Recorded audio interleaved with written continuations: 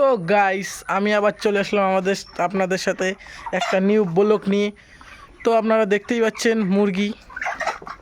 আপনাদের আজকে আমি ডিটেলসে বলে দেব মুরগির বিষয় নিয়ে। তো এখানে দেখুন ভুসি, নতুন ভুসি দিয়েছে। খারাপ ভুসিগুলো যে বস্তার মধ্যে তুলে রেখেছে, এগুলো বাইরে ফেলে দেবে।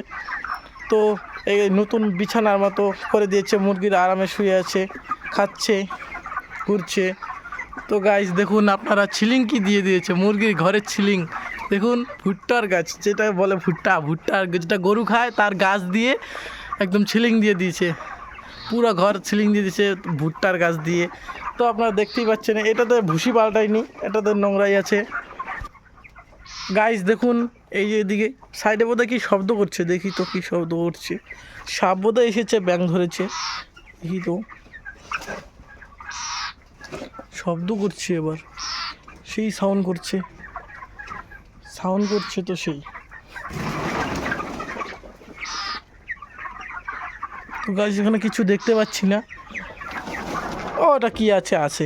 তো দেখতেই পাচ্ছেন এদিকে এগুলো ভুসি নষ্ট হয়ে গেছে একদম, তার জন্যে মুরগি যে পায়খানা করেছে সেটা লেগে আছে। তো আপনারা দেখতেই পাচ্ছেন।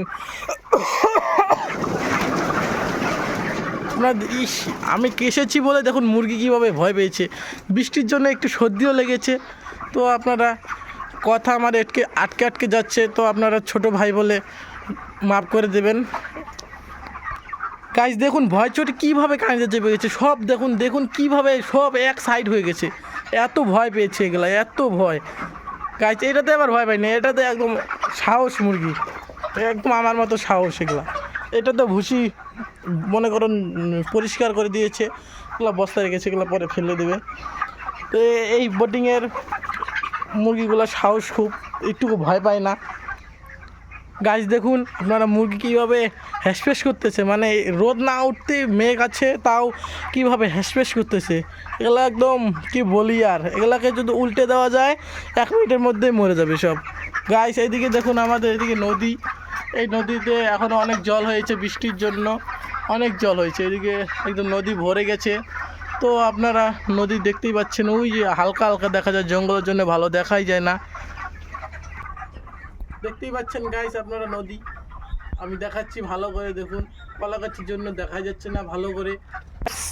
তো গাইস আপনাদের সঙ্গে নেক্সট ব্লগে দেখা হচ্ছে। আপনারা সবাই ভালো থাকুন, সুস্থ থাকুন, আমাদের পাশে থাকুন, দয়া করে লাইক সাবস্ক্রাইব করে দেবেন।